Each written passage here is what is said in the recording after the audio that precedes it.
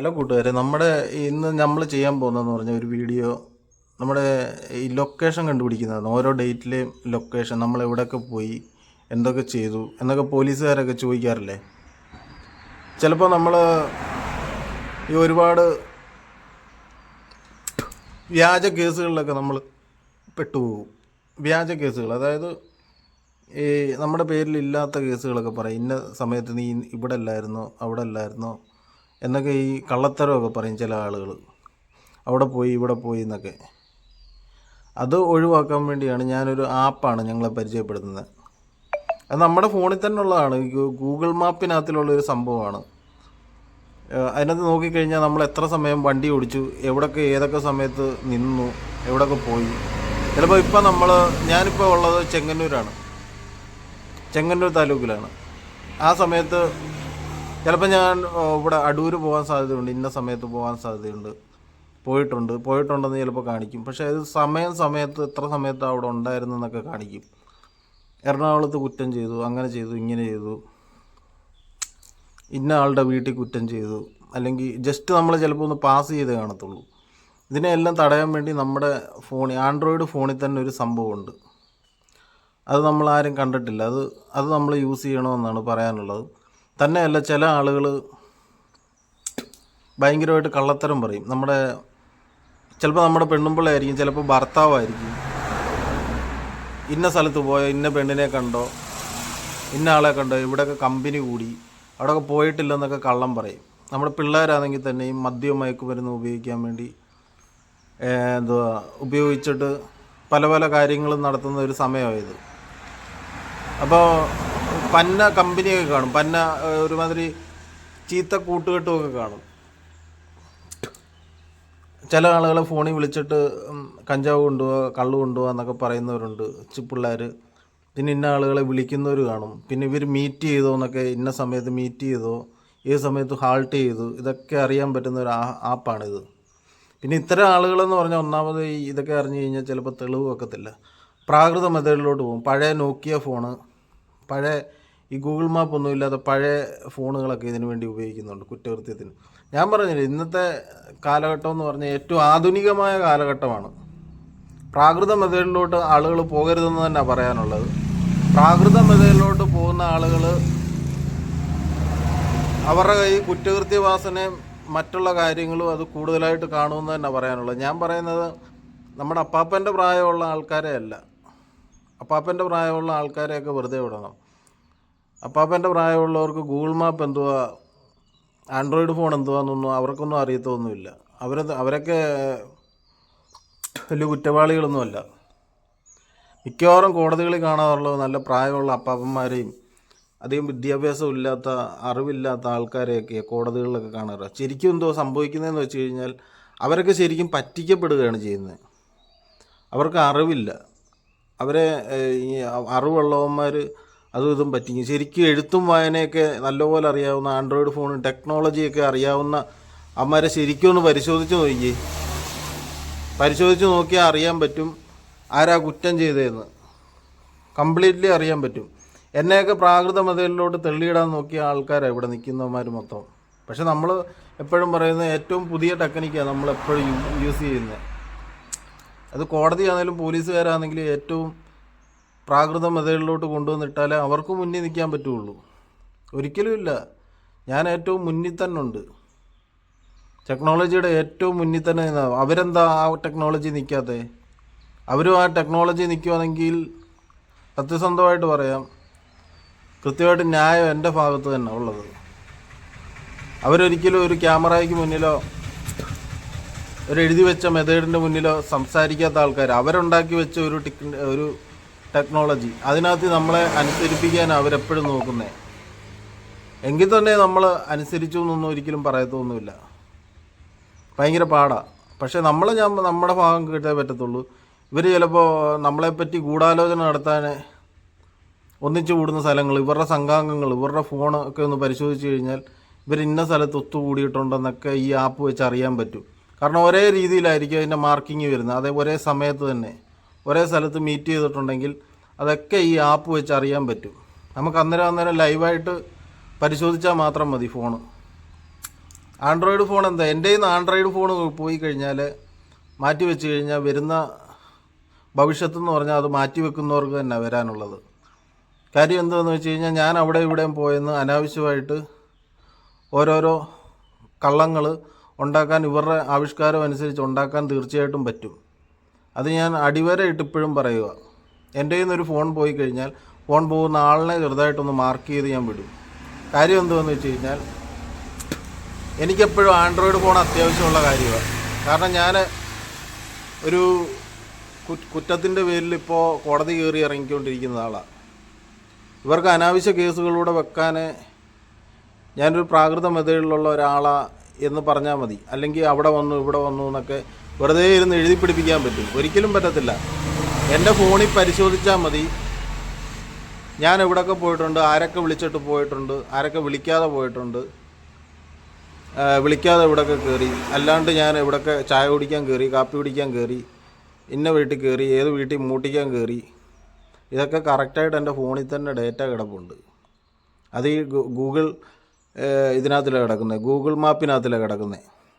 അതിനകത്ത് കറക്റ്റായിട്ട് അറിയാൻ പറ്റും. നിങ്ങൾ കരുതുന്ന കൂട്ടല്ല.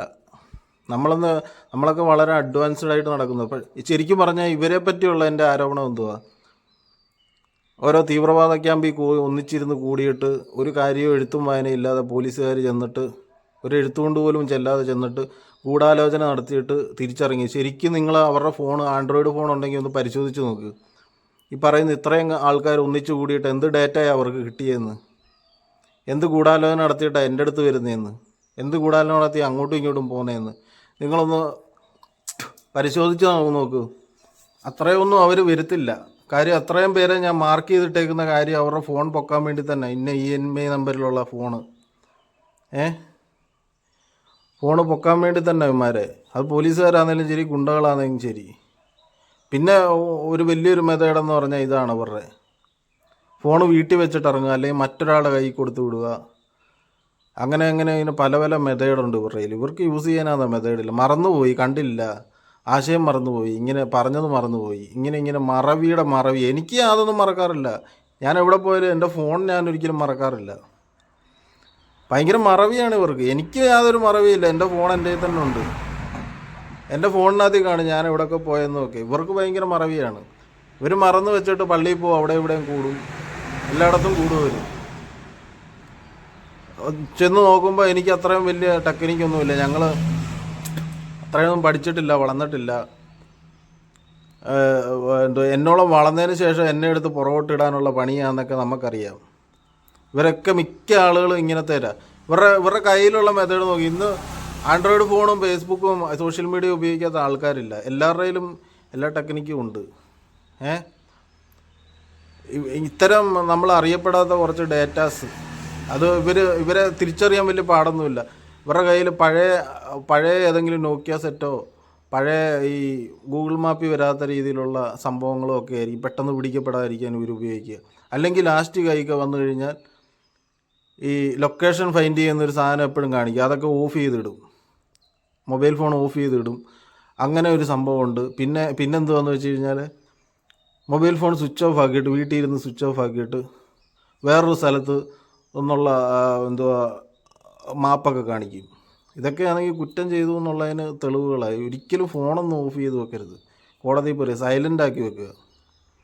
ഇതൊക്കെ ഭയങ്കര ശരിക്കും മാർക്ക് ചെയ്യുന്ന സംഭവം. അസ്വാഭാവികമായിട്ട് ഇവിടെ ഓഫായ ഫോൺ അപ്പുറത്ത് ഓണായി, അല്ലെങ്കിൽ ഫോണിന് ചാർജ് ഇല്ലായിരുന്നു, അങ്ങനെ ഇങ്ങനെയാണെന്നൊക്കെ പറയും.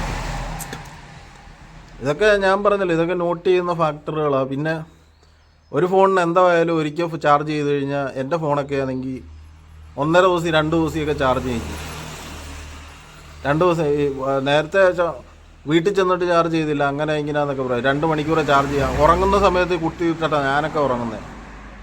2 ദിവസം എന്തായാലും ചാർജ് ചെയ്യിക്കും എല്ലാ ഫോണും. അല്ലെ ഫ്ലഡോ ഭൂമികുലുക്കോ വല്ലതും ഉണ്ടായി പവർ കട്ട് ഓഫാകുന്ന ഒരു സിറ്റുവേഷൻ വരണം. അന്നേരമേ ഫോണൊക്കെ എല്ലാവരുടെയും ഓഫാകത്തുള്ളൂ.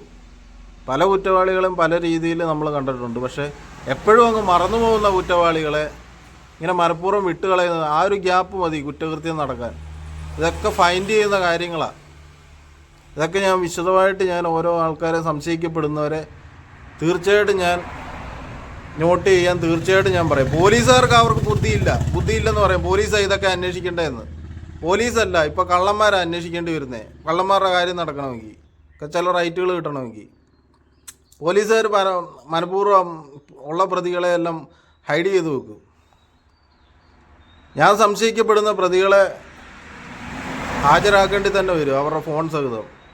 ഇവരൊക്കെ ഇന്ന സ്ഥലത്ത് കൂടിയിട്ടുണ്ട്, കൂടിയിട്ടില്ല. നിങ്ങൾ എൻ്റെ ഒരു രീതി നോക്കി അറിയാം. ഞാൻ ഒറ്റയ്ക്ക് എല്ലാ സ്ഥലത്തും പോകുന്നത്.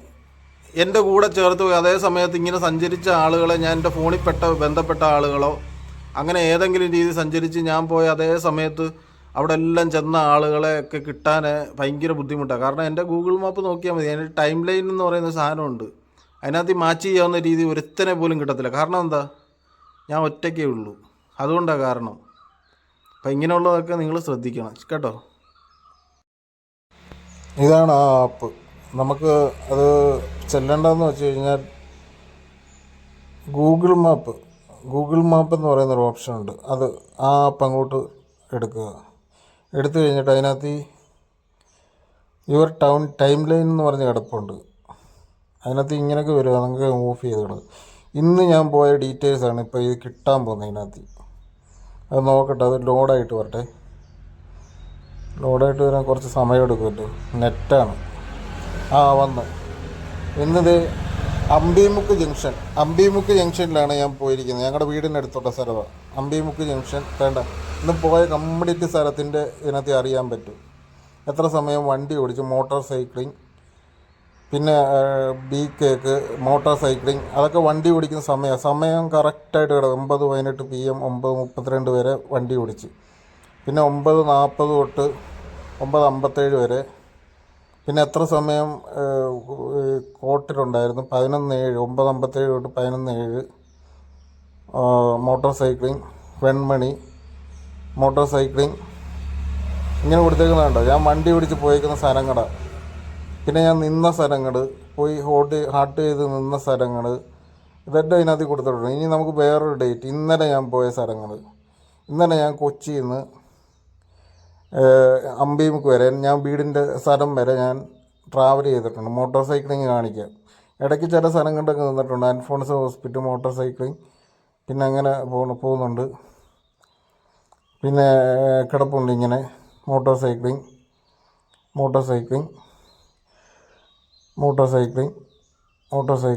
ഇങ്ങനെ കിടപ്പുണ്ട്. അതിനകത്ത് ഇങ്ങനെ കുറേ സ്ഥലങ്ങൾ ഇതിനകത്ത് കിടപ്പുണ്ട്. കറക്റ്റ് അത് അറിയാൻ പറ്റും. നമ്മുടെ ഫോണിനകത്ത് ഇങ്ങനെ കിടക്കുന്ന സ്ഥലങ്ങളാണ്. പിന്നെ നമ്മൾ പോയ സ്ഥലങ്ങളെന്ന് പറഞ്ഞാൽ, പിന്നെ നമ്മൾ പോയത് നോക്കിക്കഴിഞ്ഞാൽ ഇതിനകത്തിലും കിടപ്പുണ്ട്. നമ്മൾ പോയ സ്ഥലങ്ങൾ മൊത്തം കിടപ്പുണ്ട്. നമ്മൾ എവിടെയൊക്കെയാണ് പോയത്, എറണാകുളത്തായിരുന്നു, അവിടെ കിടന്ന സ്ഥലങ്ങൾ, ഡ്രൈവിങ്, പിന്നെ royal Enfield, Chengamanad, Alleppey driving, Manjali biryani, motor cycling, ഇതൊക്കെ നമുക്ക് അതിനകത്ത് കാണാൻ പറ്റും. ഇത് ഇങ്ങനെ പിന്നെയും കിടപ്പുണ്ട്. ഇങ്ങനെ അടുത്തത് ഇങ്ങനെ വേറെ നമ്മൾ അന്ന് പോയ സ്ഥലങ്ങൾ, ഫുഡ് അതിനകത്ത് കറക്റ്റ് ഡീറ്റെയിൽ ആയിട്ട് അതിനകത്ത് കിടപ്പുണ്ട്.